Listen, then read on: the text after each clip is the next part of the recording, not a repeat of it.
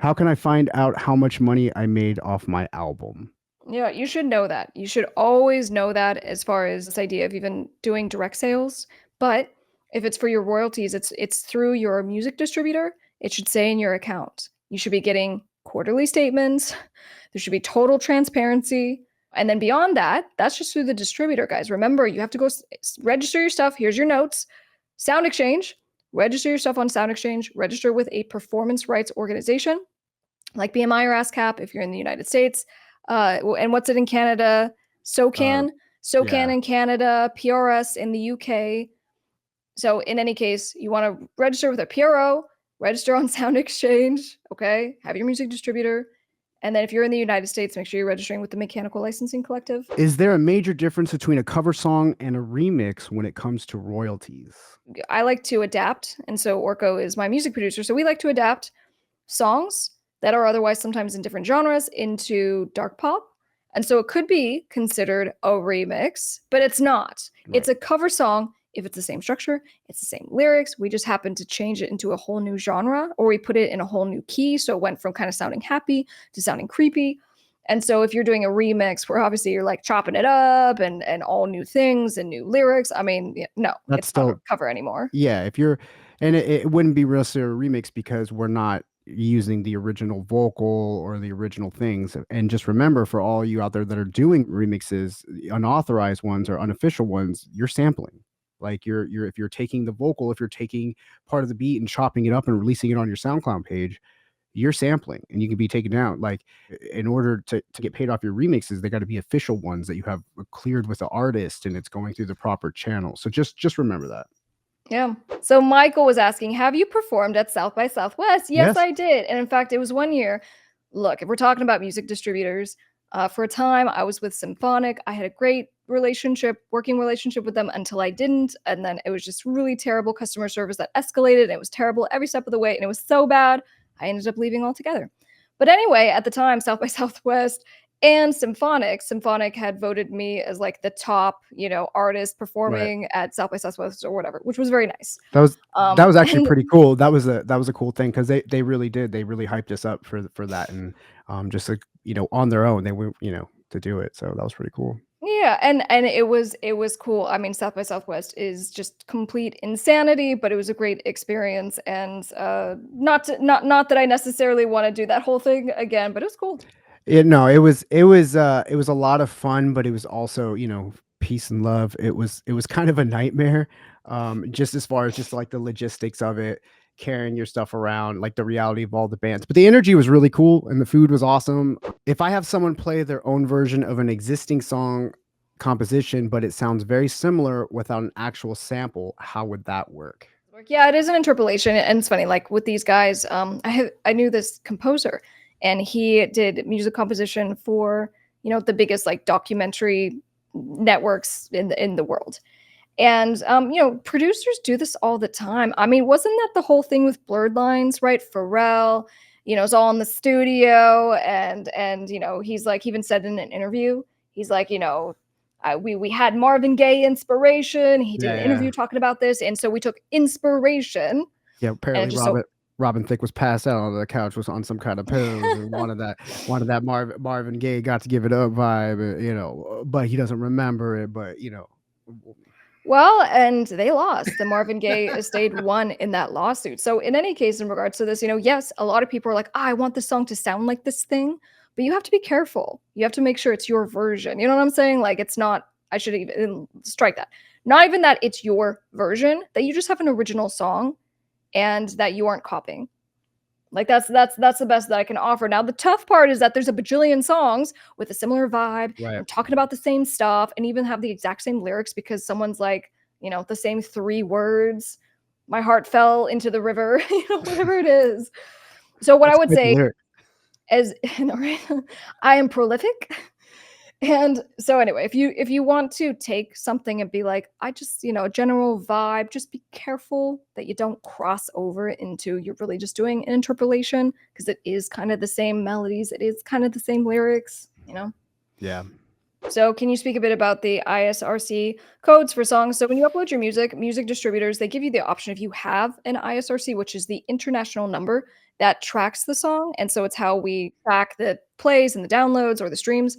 So the thing that you should keep in mind, number 1 about this is that if you ever go, "Forget CD Baby, I'm moving to a different distributor," you can re-upload your song on the new distributor. Just make sure you put in the Right. ISRC numbers that were assigned to the original release, and what happens is that it retains all of the plays, and so it's like it never changed hands, okay? So we do this all the time when we Yeah. switch distributors, when we sell music, that's the most important thing to keep in mind. But I will tell you that when you're doing it, when you're switching distributors, it is gonna be a process, like, it's quite the process, and having little things like your documents and stuff that have all the information and your tables ready to go is very helpful. So just always be cataloging and keeping track of all your codes and just have everything on, like, on one form, so those changes are easy, so you're not just searching for everything. Let's As a see. white label, which would be pro artist in the long run? So if you're like a white label in that, you are kind of an imprint of someone else, you know, artists do this. I mean, even like the big artists who are so angry about their deals with major labels, like, I Kanye, it comes to mind, Mhm. but just these artists then go and start their own imprints. And so I go, well, how mad are you about at the music industry if you go and then follow the same model? But here's the thing. I'm not opposed to starting labels. I tell you guys to do it all the time. I go, start your own music business, become your own label, and that you build your own enterprise. Why Right. not? A Music Attorney is your #1 legal resource for artists, producers, and record labels. Get contract templates, one-on-one legal advice, free master classes, and everything you need for your music business. Go to topmusicattorney.com. Can you use a lyric to a different song as reference to another song? What if you are singing about another song? So, I like, think you're you're so, like, okay, for instance, if your lyric was me and my girl were hanging out, singing, sitting on the dock of the bay, right? I'm not Mm. saying sitting on the dock of the bay, but I'm saying we're sitting outside singing, sitting on the dock of the bay. Is that what you mean?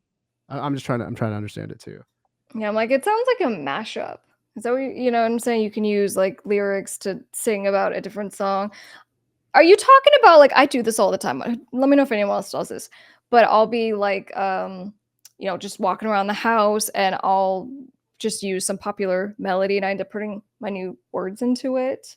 I mean, all the stuff we're talking about are interpolations. All this stuff is Right. like you adapt something from someone else's song into your own, you know. Is So someone gonna come after you in your house? that No. makes you think of what's that Kid Rock song where they were but I mean, I guess there was tons of sampling in that song and interpolations because they were mashing up like Sweet Home Alabama and something else, and then he was doing his lyrics. So I don't know, but I don't know if that's exactly what your question was, but that's what that made me think. I did a cover song. I changed 2 little words. Easy Song wanted to charge me 400 to get the license. Oh, thank you for sharing this. This is all right. Here it is.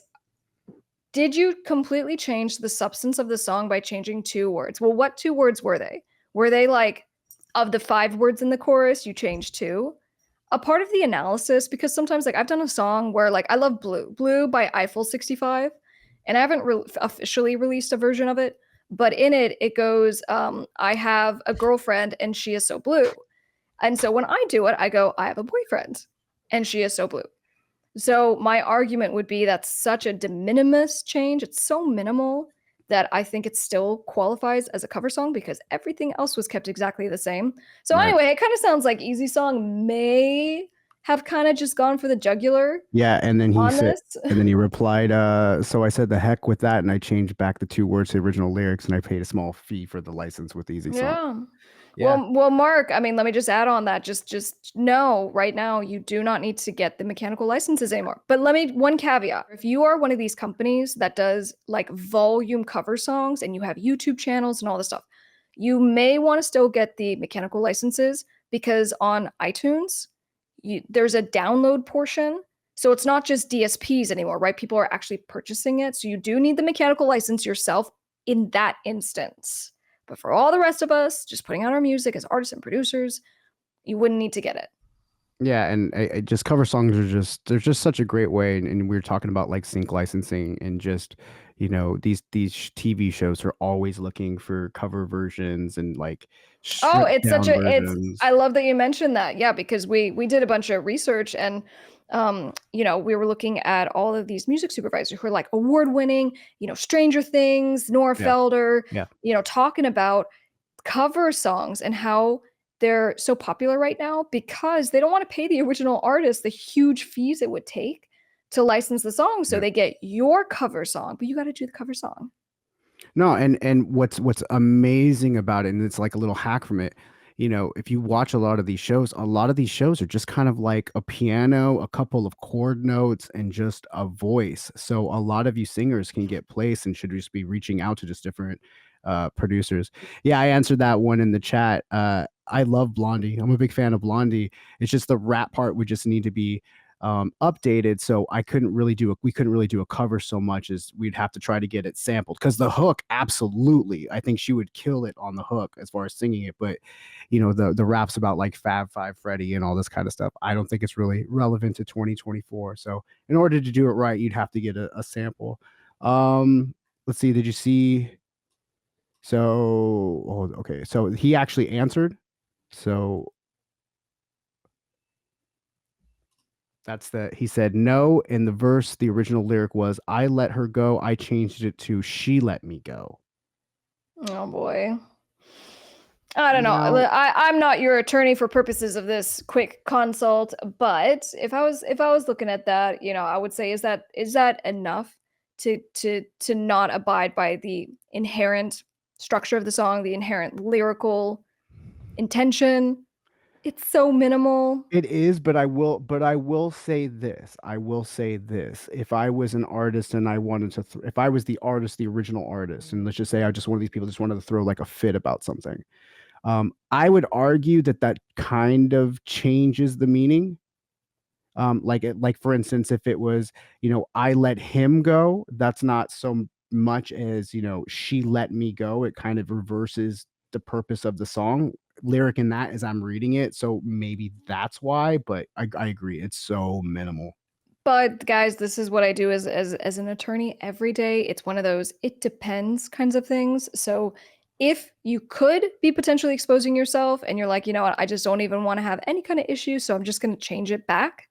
That's okay. And I say this to people who just blatantly sample music, clients of mine. And I'm like, my job is to let you know that when you're sampling and doing these mixtapes and all this stuff, you have to get licenses. You're not. You've gone away with it. No one sued you. But it's like this experiential wisdom of at some point, you might get sued. So just my job is to let you know this could be an ouchie. Do as you wish with that.